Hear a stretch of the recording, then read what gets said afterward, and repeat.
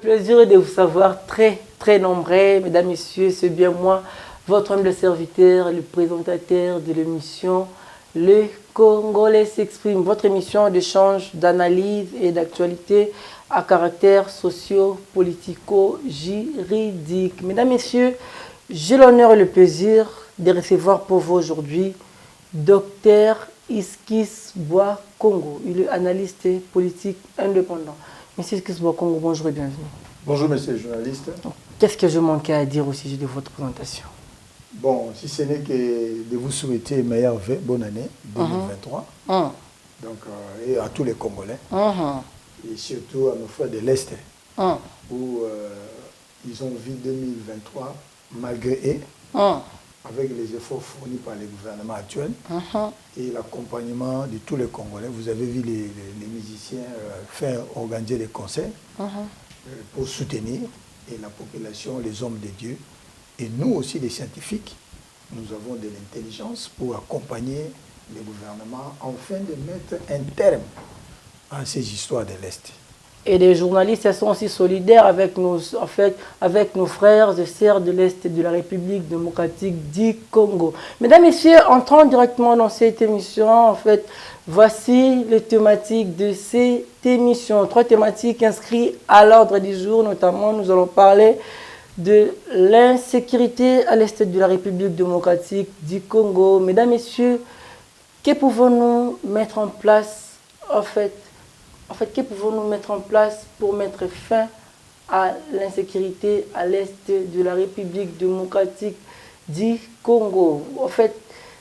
Quelle solution prendre ou soit quelle alternative adopter pour mettre fin à l'insécurité à l'Est de la République démocratique du Congo? Nous allons parler tout au long de cette émission. Toujours tout au long de cette émission, nous allons parler des élections de 2023. Mesdames, Messieurs, il y a des Congolaises et Congolaises qui estiment que M. Kadima ne rassure pas. Est-ce que c'est vrai ou non? Est-ce qu'il y aura élection en 2023 ou non? Est-ce que l'actuel président de la CENI est-elle indépendant? Nous allons parler tout au long de cette émission.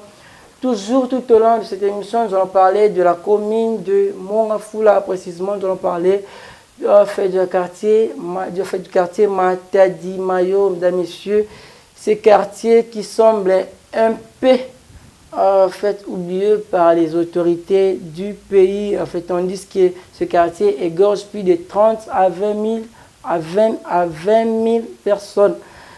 Nous allons parler tout au long de cette émission. Qu'est-ce qui se passe réellement au sein du quartier Matadi Mayo? Nous allons parler tout au long de cette émission, mesdames, messieurs.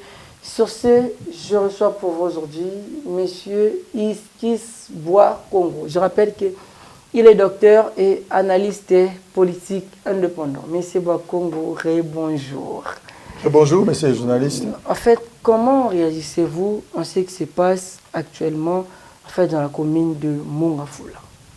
En tout cas, monsieur le journaliste, je vais profiter de votre plateau pour marteler et interpeller ou bien rappeler encore aux autorités politico-administratives de notre pays, en particulier ceux de Kinshasa.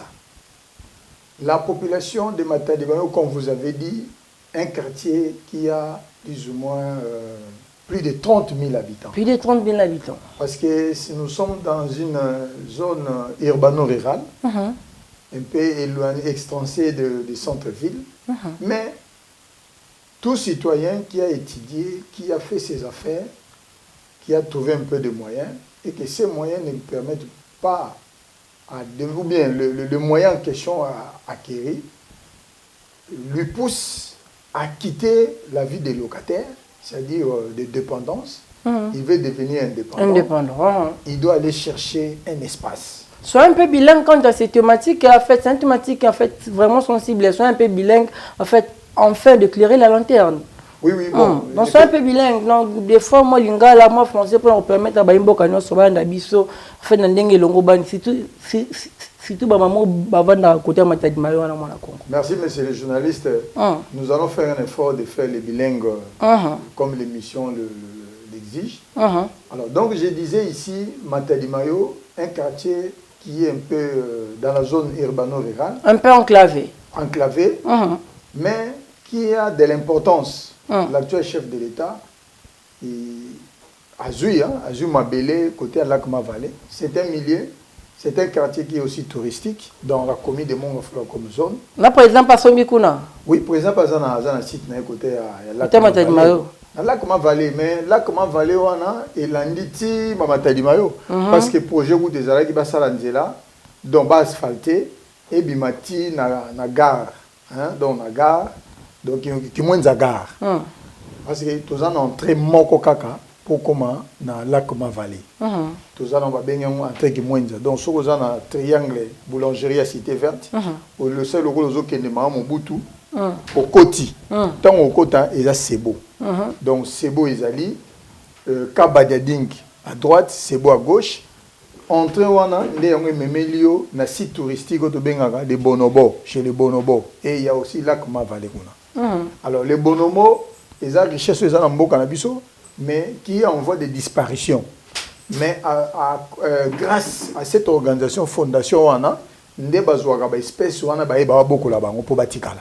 Alors les bonobos, bah, ça vraiment proche à l'homme, hein? Ça c'est les scientifiques, ils vont proche à l'homme. D'ailleurs, mon professeur d'urologie, le professeur Lufuma. D'urologie. Le professeur Lufuma, oui, d'urologie, un service. C'est un cours, hein?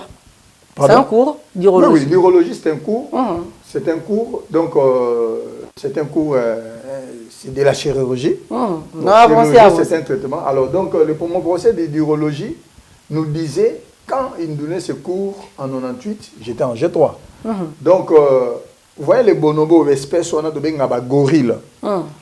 Bango ba mindele temps bayaki, bazai ko c'est la bonne expérience pour na ba prostate. Parce que ni ba c'est la bango, biso bon la médecine tout ça ba espèce mo to benga loko là-bas. Ba makabe za loko mutu akufa. Pas loko la même mutu akufa, mais on les bokundi était boye na ye na fagita médecine pour étudiant ça là ba tester ba ça là d'expérience de quoi la dissection quoi ba ça l'opération quoi ba kolongola organe moko pour que non na pat c'est-à-dire na laboratoire et anatomie pour ba yeba il s'agit de quoi ba cancer ba histologie bref bon on les a pour bon to repé ça court on va atteindre mais ça dit moi pour ba valeur et espèce tout ça donc Congo na monsieur ko gorger makambo ebele alors donc Mavallé Bonobo ezali na commune ya Mongafula. Commune ya Mongafula est vaste mais ça vraiment habité. Ils ont vraiment habité. Il y a un moment et ça la contour dans l'organisation zone de santé. Tous en a 2 zones de santé. Tous en a Mongafula 1 et si kabiso tozali donc les Bonobo et que na Tchad so ebati. Donc au Jupena campus. Tu n'as quartier Tchad ko na Mongafula. Oui, Mongafula nyo so ya Tchad. Donc et sali frontière na Lembaimbu. Alors il y a mi balé les Mbaïmbou peka Mongafula.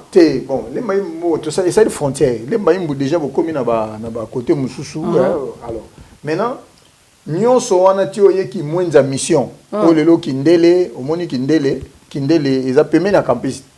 Donc, nzela wana, ils ont permis à ce que bana ba kende internat. Hein, ba kende internat, même ba équipe à football, même à vita, ba dans ça l'entraînement.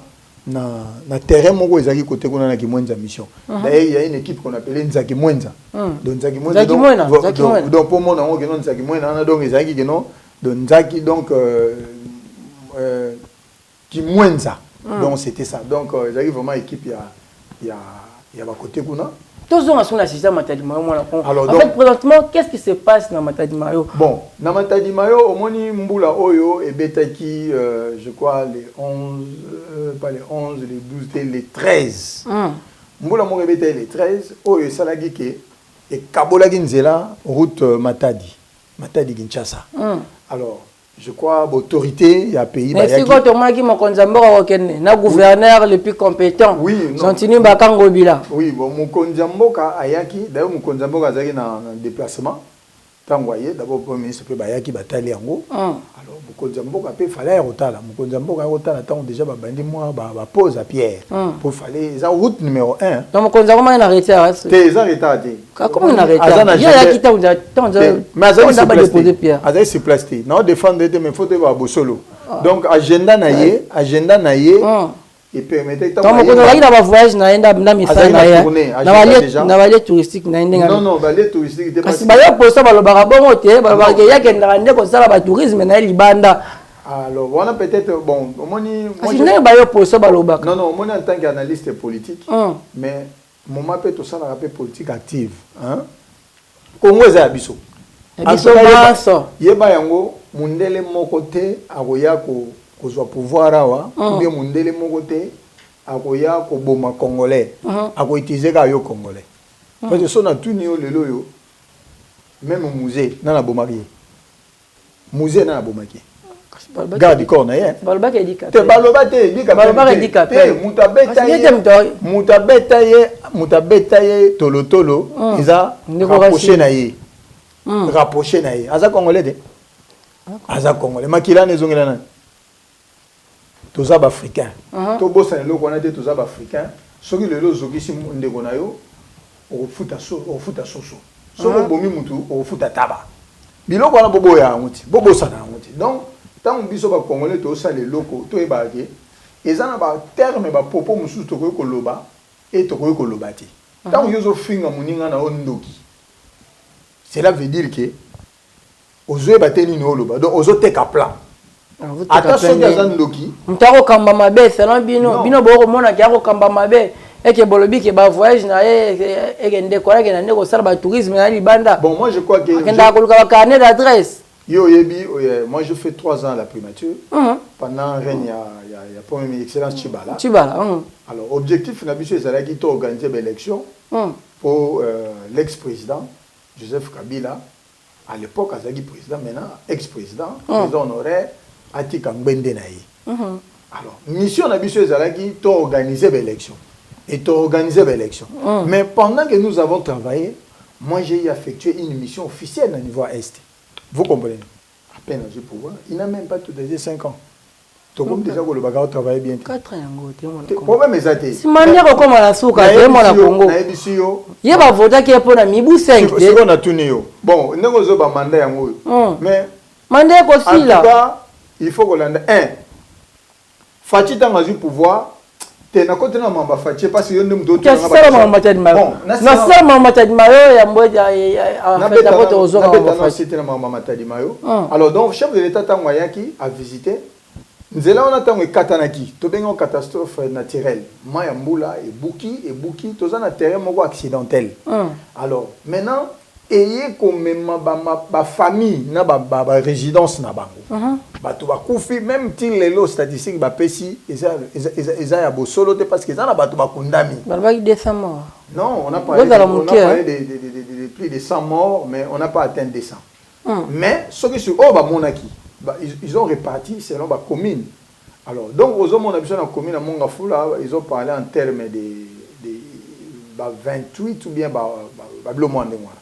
alors maintenant mbula wana tango yé et kati nzela oyo na zo bisayo ekozala une route palliative à une autre route qu'on a appelée entrée Kimwenza c'est que j'étais parlé là pour kende na bonobo alors nzela wana soki basali yango comme projet zaki ba asphalter yango ekobimisa biso ti na Kimwenza gare donc et que peut kolongola biso embouteillage o etamaka toujours na nzela Matadi Kibala donc soki biloko ye nango na nzela ya Bakongo ya Congo central et koti na nzela ya Matadi Kibala wana ti eke kote kone contourner et ekobima mbala moko na boulangerie une voie mususu pe ko ye ke mbamo nzela ipen mususu pe yemba moko ekipe kaka nzela ya rond-point ngaba comme na bypass alors mon frère Nazoé Bisayo, yosa journaliste d'investigation, journaliste confirmé, osa valable parce qu'il y a eu des missions dans l'andango en tout cas à Kitoko. Alors, je les ai à général qui s'empire à Azaraka. Donc, à 10 mètres, il y a un général qui s'empire. Donc, ce qui dit bas, il y a un général qui s'empire et qui résidence naï. Et talaga baba général qui s'empire. De quoi le chef d'état-major na Seran de Komobutu. Oui, il a bien travaillé. Donc, na moment où tozoloba tozosenga Jekoko Mulumba yoza vice-gouverneur yaya ya baleke belé noko ya batu papa ya bana komona nga kenga boati boya botala côté kuna ndenge nini ezali bana ba OK classe l'avenir ya lobby Mobutu azali ko lobango evandi na maboko ya jeunesse jeunesse on ba banani Gentini Ngobila son excellence le premier citoyen de la ville Ozawapi yo yaki na cadre de protocole accompagné chef de l'état au Kenya bokomisi chef de l'état ka kota likolo mais na se bokomisi mais pourtant bana mura bakitaki tina se pona osala la sécurité ya mokonzi. Alors chef de l'état par Komagi, vous n'avez pas eu le courage ni la présence d'esprit il y a vous faire visiter parce que Fatia za kinoa na ba réalisation Fatia zo salango et qui chasse zongenga. Est-ce que Zalité pour bayebi quartier Matadima bien témoin na Congo? Non, oui, exactement. Est-ce que Jatini Ngobila c'est comme na Matadima? Parce que non mais tant il y a Zali kinoa tu il y a Roger ngomba mokonzi ngomba ngomba Kinshasa kinoiserie ngomba msuba lo ba bon en tant que peut-être attendre na buto mais na yebi tango adjoint Nero Mbungu Nero Mbungu hein Nero Mbungu molobeli abana Kinsensu ayaka moi mayanga ni mo boyezalaki na niveau ya église na biso ayaka tango aye pour la première fois même yemoka a sosolaki le bagi ke oh na bagi te ke koto batu bazala oh alors donc na vice gouverneur pas l'époque ay ba na te alors to sengi na bino le son excellence monsieur le premier ministre Michel Sama. C'est à vous de venir réhabiter cette route-là. Botine de la biso bangin, tala mutu moko asombi lupango na yewana, on dirait bendien. Bazo buka ndako étage ezalaki wana siko bazo mabanga wana, bazo ko bwa kango, ba meka ko tondisa. Ndenge ba tondisa na ba zelo na biloko ebele. En tout cas, la population est en détresse. C'est vraiment un cri d'alarme socialement et puis chef de l'État, nous sommes dans une période électorale. Donc cette période ici en tout cas, il faut voir ça. Nengo salara déjà. Tout le monde va route ya Kikwit, direction Kikwit à l'université. Nengo salama. Tout le monde a déjà les gants de l'engesa. L'engesa tina rokoya na bypass. Donc na récurrent, na les cas qui en haut, na moto. Donc c'est déjà bon. Après combien d'années? Alors donc ma réalisation c'est tout le monde a maman et mon nengo zo salama. Tout le monde a payé campus ya Ipen. Ndenge nini ba ometongami ba audito peso tongama IBTP ndeza retapé aka na mbujima inde ba meko sala moi retard parce qu'ils ont détourné des fonds il a une photo tout condamné yango parce que tant mutazana ba initiative ba pesio ba conseiller mutu balia mbongo te ba conseiller nde balia ba mbongo mais bon ba luka boulot mais conseiller biteke mbongo ba pesa ba conseiller te ba pesa ba ministre tutelle parce que mon conseiller bien ngote ya ko pesa ya ko pesa ba ninga na kala ba mbongo ba gérer yango. Quand on va sur le plateau, il faut vraiment bêter parce que vous avez quatrième pouvoir. Donc, grâce à nos peuple, vous allez veiller. Grâce à nos peuple, vous avez voté pour Apollo, vous avez voté pour Nani, Moussani Basali. Basa élection d'Enzela. Avant, on a été Mbela en tant que moi, Matadimayo, citoyen congolais, 100% congolais, bah yebingai, to tanga na université à Kinshasa, to travailler rapide, to qu'on appelle encadrer batou. Donc, boya ko bongisa biso Matadimayo, biso to na mbongoti. Na Matadimayo to za na député té. Oyo aza en fonction. Député national azalaka té, député provincial azalaka té. Bourgmestre aza na larti. Donc bana on va coopérer. Bourgmestre coopérer mo na Congo. Baza ba coopérer bana larti. Donc bango ga so comporter kaka mabele ba yo na ba chef coutumier ndé ba ye. Yango to senge pa Fachi béton, Fachi béton. Donc bourgmestre il doit Tibanda et pe coopérant. Yaka Kulutu na il doit Tibanda. Il pas coopérant. Ne fils que po bana ba ke ta classe. Et puis de deux, côté na biso nous produisons ba maman maraîchère ba sala ba bilanga na bango. Ba bilanga na lelo yango bino bozoke ngolia ba ndembi, bozoke ngolia ba pondu, ba ndunda. Alors bino bokanti zo wita bi, nyo so wita ka Congo central te. Donc voilà un peu eloko na nga pena na martelé. Sur eloko wana, en tout cas boya bossa élection nzela. Ne fils que botinda, je koko mulumba, excellence, Gentini Ngobila, excellence gouverneur.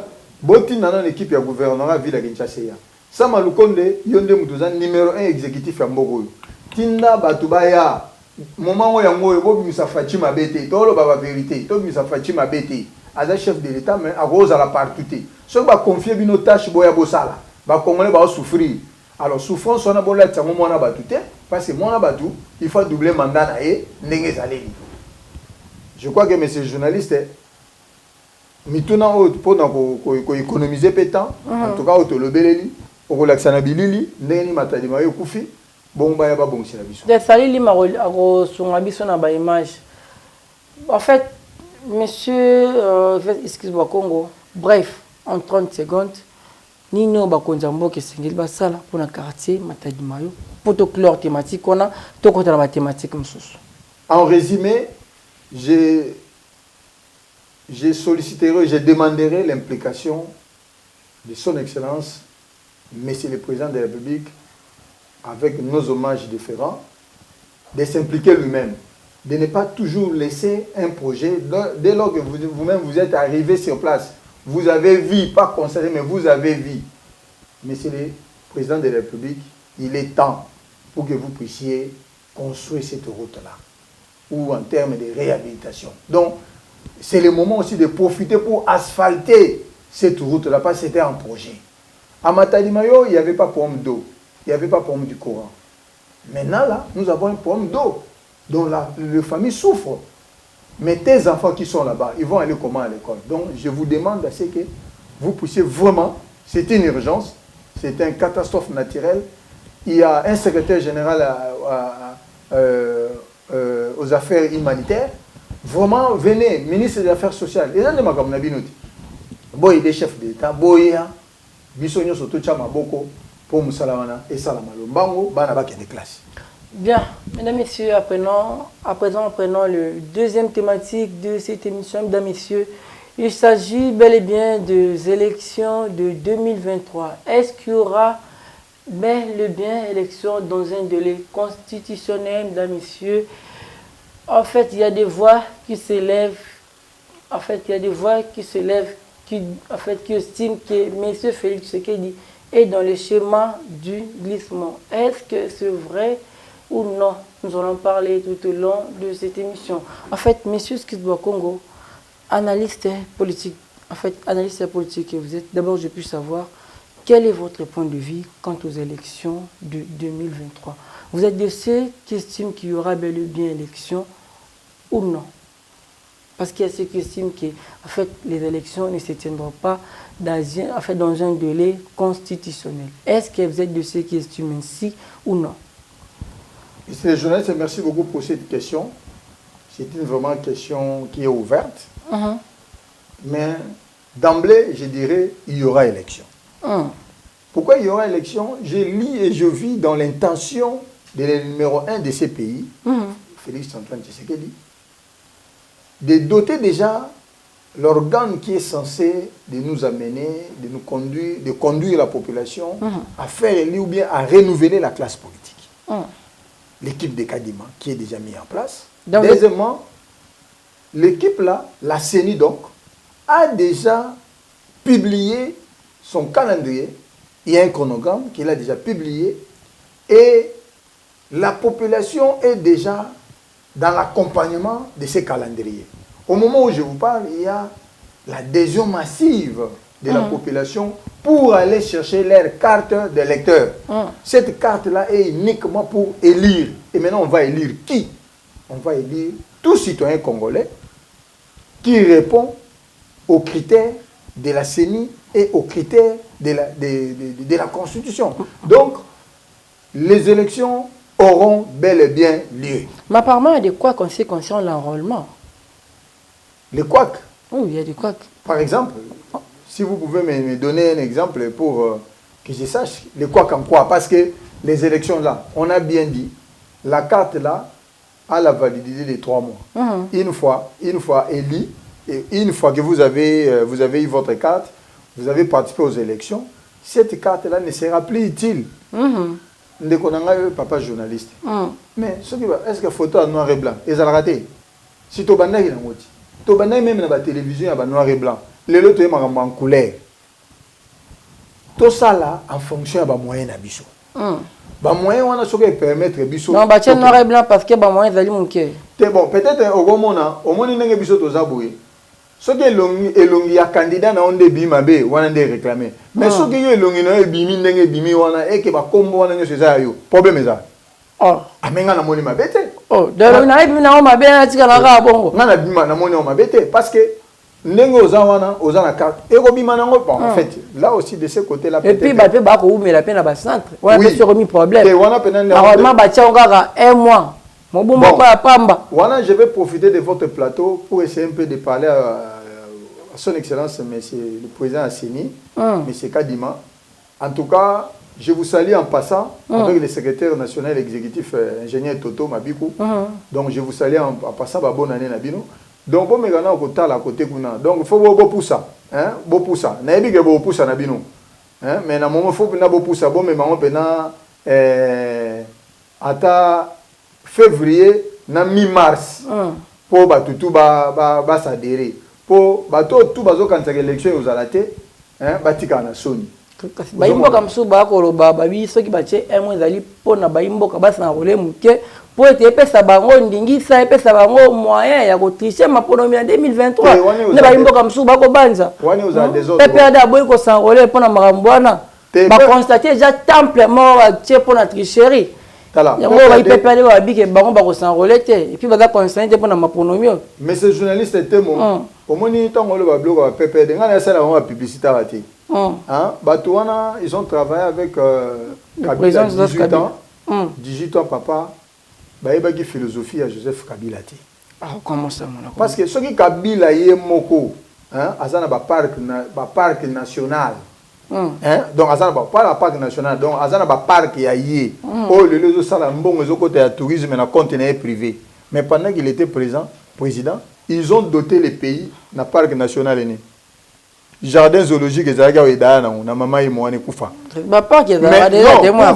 Pour vous dire que omoni mbongo bazui pour basali yango biloko na bango moko. Mais coup de chapeau à Jikaka parce que osali yango mpona mboka mpona yo bien que ekota mbongo na compte na yo mais eza mpona yo. Alors la conscience dit ceci. Donc je comprends bien que ça là pour l'intérêt na ye pour na ye masali yango na Congo. Asala yango na Congo. Lelo batum ata ko mosolo. Ekozonga na libenga na ye mais ba congolais nde ba ko kenda ko visiter. Ba congolais nde ba ko sungande ba congolais. Na batu pour la visite. Na batu mususu ba wita libanda lelo so ba ye na cadre de tourisme ba ju visa à tourisme ba ye na mboka na biso. Mais si tu n'es pas ok, Bakinega kinga katiti. Baki kotala soki na. C'est biso avec la zone et moi non mais zone ezali na consolé ta. Yo kotese longa yango lo tolobi boye. Yango lo tolobi matata ponyo. Na ontangelo ba kombo matata ponyo construit une université en tout cas à haute facture. Une clinique à haute facture. On a intérêt à Congolais. Non, chapeau. On a intérêt à Congolais. Chapeau, mais la question que je vais me poser, tant matata azalaki directeur na Beseko.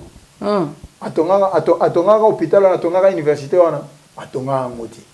Pour dire quoi? Atongaka déjà député. Non, t'es. Atongaka déjà député national provincial. En 2006. Matata n'était pas ministre budget. Matata n'était pas député. Matata a commencé en tant que ministre. Matata était ministre, mais avant d'être ministre, d'abord, il y a la Banque mondiale. Bango va donner un crédit. Tant que l'on est comme ministre, naki ministre, avec comme premier ministre, naki premier ministre, a tongi université na Kindu. Le loso na Kindu, tu ne peux pas parler mal de Matata. Coup de chapeau, excellence Matata. Mais non, eza pona bana kindu te. Eza pona yo, le loso ko tiki testament famille na onde muté ko profiter. Mais otongi yango tango zaki premier ministre. Pour vous dire que tango bino bozo ke no kota na bozo ko accéder na ba pouvoir, na ba lieu public, na ba poste public, ba déclaraka ba bien na bino. Mais bino pendant que boza en exercice, bozo tonga. Mais bino quand on le tonga pona mboka bozo tonga pour des biens privés. C'est ça le mal. C'est ça le détournement. Tu as détourné l'État. Et ça, vous comprenez. Le commis président de la République. Oh, président de l'Assemblée nationale. Déclaré un bilan. Félix a fait la moitié. Ah, tu as congelé les copes. Il y a moni, et l'autre aussi, élection ezali, tous autres travaillent dans les moyens. Toi, encourager les candidats. Mais obligé, on a toujours un candidat. En 2011, na Tchaka Libaya, en 2018, na Tché Libaya. Alors, Moukoloka, qui sourit. Le Tchaka Libaya, pour accompagner, en fait, un candidat, ou soit au Tchaka Libaya, na boule vraiment pour remporter, en fait, ma pronomie. Mais ces journalistes, au moins, peut-être, tu as écouté dans Bambulo, tu as écouté, tu as écouté, mais tu as moment où tu as la campagne. Alors, tant que la campagne en 2018, voilà, tant que tu as Mais on a banda politique depuis l'université. Hein? Moi, j'ai été CP dans ma promotion. J'ai dirigé ma cadre, beaucoup ma cadre. Et puis, Nazala président a étudié en faculté de médecine. Et puis, Nazala ministre et sport. Na Unikin. On a 2001, on a Betissa Kester, challenge électeur, mon bangé na maman. Donc, pour dire que politique est au bangé, on le dit. Les gens qui sont ça, une politique active. Et tu as compte, il y a des circonstances, dans le cadre où ils allaient. Alors, dans le moment où ils sont aussi sur classe, dans un médecin, dans travail. Maintenant, on a une idée pour nous faire ça. Et les gars, sur le côté de la politique, de papa. Les gens pour comme même directeur quelque part, sur les racines politiques, ils sont nommés. Parce que l'administration a besoin de faire. Ceux qui ont poste à commandement, ceux qui ont un attachement politique, ils sont là. Ah, tu n'as pas un bourgmestre. Ah, tu n'as pas un chef du quartier. Quand je postule, je postule en fonction de moyen de ngai. Naza kolo bana lokola nana mayele. Mais mayele wana batwaye bango bazaka pembeni nanga nde bayokaka. Mais naza candidat babola. Bo pesa biso pe chance tour yo toko tcha libaya. Nako za réalité pour basé la injustice bakata ka ma bonami ou soit aux réalité parce que bala monga fula balinga yote bala lukunga bayebi yote. Ou soit parce que nano ba dira na vision na yote en tant que candidat. Te koloba eli eza au moment élection. J'ai des voix. J'ai des voix mais je n'ai pas atteint les seuils. Comment on a 15 voix? Mais sous quoi 17 voix? Au moment élection il y a 2011 et ça n'est pas en 2018. En 2018 tu es na pomme ya seuil. Ozomona tu es na pomme ya seuil. En 2011 ya ambassade. Ah comme c'est comme un regroupement politique. Ça dit il faut vous aller à côté moko boye bo sangani oya kozala et puis les deux yeba ngo ba kubebe tamaka. Na ba kuba wana mona tant yozu ba voix na yo mais les partis arrivent à choisir une autre personne à ta place. Donc il y a un faut la mutu moko ba yebi yo za ba valeur. Bino bozaki na ndeko chiba te simba kite mona ko. Bozaki na ngambo ko ministre. Nazaki na chiba. Nazaki na parti politique na été, nazaki na plateforme o ba créer ba benga ngo apeko. Alors donc il y a zaki autorité morale. Na ba appellation musu ba autorité morale. Il m'a envoyé un réseau d'études beaucoup. Il faut que tu aies autorité morale. Autorité morale c'est quoi? C'est quoi ça? Il y a un moment où il y a personnalité, non, nous devons mériter. Nous avons été le bino dans la ligne de Beaux-Arts. Ce qui va doter bino papa, bakopé ça bino ba crédit, ça il va bien ou les gars même ba rappeler ba parti politique nous sommes dans ça en Chine. Mais ce que est-ce que yo quand tu personne mambo koloba graphe bazate nazo so mamba solo so to kuta na matonga no omona ba comment ba congolais se démènent pour ça la main non encourager ba lelo ba koya banderole mo eza $30 de mètres il y a 4 mètres so ko discuter ko zo entendre na $500 na $55 so ko biso to zo mbongo ya ngolo zo mona biso to zali ba matembele ya ndaku ya lupangu ngalo na yeko lobela parce que na kochali baya na ngai na matadimayo na députation provinciale parce que na matadimayo muta olobela bango azate yo soka na provincial là te mais nationalité provincial wana tio zomona ngona eza na pouvoir rebelle okobimisa sénateur na niveau okobimisa ministre provincial okobimisa bourgmestre non okobimisa gouverneur na gouverneur alors bongo siko non c'est à dire que tozotala le long na kiti par rapport à sa politique à moyen na zana liboso na tchagi na députation nationale na kancha que no parti ko appuyer biso mais na biso que no ba leader belé ba parti politique ba tintin donc ce qui ba Kabila bimisa mbongo mais ba détournant il y a un mutu no tuné ba détournant bon Kabila bimisa dans les bala yo mtozo organiser ba élection vraiment yo ozo pesa sini là mais ata député ata député donc après député bimaka moko donc c'est non bien c'est là donc tu vas là nous avons la poche na a repesa ndeko nanga pas favoriser c'est une explication ce que tu le bédi na sens sur le bibongo c'est au moni a repesa mbongo na c'est la député moroté au moni même ba sensa o le conseil national bilo ba o moni ba Saint-Sylvestre ndenge le béra en fait accord mo boye o lelo sensa oyo olenga ko ya zali président ozomona yenda zagi organe chargé ya kosala sa ba réunion avec le gouvernement est-ce que au petit seni mbongo to petit seni mbongo ti donc ayebi donc azana pour gérer pe ba conflit politique mususu bon et là biso to le bela awa tu bala sagi tana e Kabila longwa ngana za suna bangoti ngana za suna bangote awa naye kolobela makambo matadi mayo opposer une question sur l'évolution il y a CENI par rapport à l'élection élection kozala toujours encourager chef de l'État élection on a besoin carte d'électeur l'État pour voter mais voter c'est un droit c'est un devoir alors tout ça là pour toi encourager carte d'électeur les gens noir et blanc travailler avec nos moyens tout tika ba complexe tout tika ba complexe ya mwana moni bana musuna parler azolia shawarma te akekolia shawarma libanda mwana bebi mba mwako muyibi akomi ndumba alors biloko wa photo tika yango biso tokolela na mama tembele batokisa baki kalakasa eloki kalakasa bakomi kotanga même na ndako mukonzi zokota mais tant biso to bana ko damango liboso boye baki yango te grâce à Théophile Mbemba babola alors donc botika même misili les autres damame bokomi ko kima ba damas na mino likola ba diabète ba sika ba bloque belé mais tant biso to bana ko dame ba damazon omoninga so na kutena ba masa nga na chanja kati nazaka ndenge ozomona ngao donc pour manifester ba maladie métabolique belé o ba tension ba sika ezate pona je me comporte je me suffis na chaka nzambe liboso après Yang a fait Yambo de tous les dernières thématiques, a fait il y a une émission Mkoelo. En fait, j'aimerais savoir, là c'est entre nous. Oui. Qu'est-ce qui a fait qu'il y a un Chibala Bokabon? Bon, je précise ici, Nazagi na Chibala na plateforme APECO. Il y a Zagi na IDPS na, il y a IDPS na. Mais ngai Nazagi, je travaille avec le professeur Chiba Mukala là, où nous avons créé notre parti, notre beau pays. J'étais cofondateur. Alors, c'est lui qui était le président de la République, et plutôt le président du parti. Il est allé signer les accords pour tout côté dans la FCC. Tant que tu as eu l'élection, FCC a continué, non? Mais oui, dans la FCC, on a des canaux, ils ont trop. Il y a des primature. Mais il y a des primature. Tu as des primature dans l'élection, tu as des primature parce que tu as des primature Kabila. Tu as des tumbio, l'opposition. Histoire des amounene. Oh, histoire des amounene. Après, c'est une minute à Pamba. Tokota Babiloko, depuis Sphinx, le papa de Tshisekedi Azagi a un bon mot.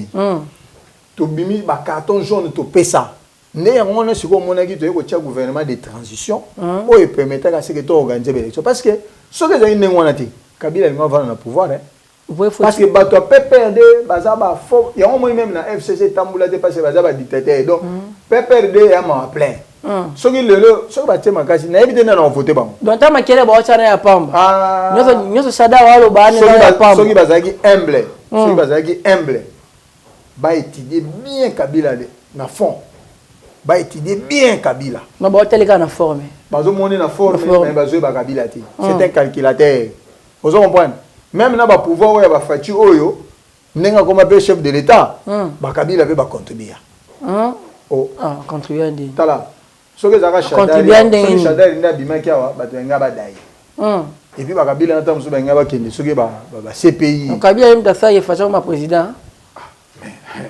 Bon, au Mboka na biso bon, as un chef de l'État, quand quelqu'un est déjà dans les affaires, c'est un chef. Mais en tant que Kinois, tu sais pas qui passe le pouvoir, ils ont un maboka ya biso mo ba mboka. Ils ont un moi ko répondre ngati. Mutu na ngezali, mutu na ngezali, so il fait ça comme président. Et d'abord na Kabila. D'abord population to pona qui est mais Kabila pas checké point. C'est nani? Hein? Nani? Ah. Oui, pose à chef de l'État élection singala, il dépêche à là. Mesdames, Messieurs, prenons rapidement les troisième thématique de cette émission. Ça consiste en fait aux différents massacres qui se perpétuent du jour au lendemain à l'est de la République démocratique du Congo. Mesdames, Messieurs, qu'il faudra-t-il faire aujourd'hui pour amener la paix à l'est de la République démocratique du Congo? Mesdames, Messieurs, nous allons parler tout au long de cette émission. Messieurs, ce qui se passe au Congo, en fait, en parlant de l'insécurité à l'est de la République démocratique du Congo, vous êtes Congolais comme tout autre Congolais. D'abord, j'ai pu savoir, que pouvons-nous faire aujourd'hui pour amener la paix à l'est de la République démocratique du Congo?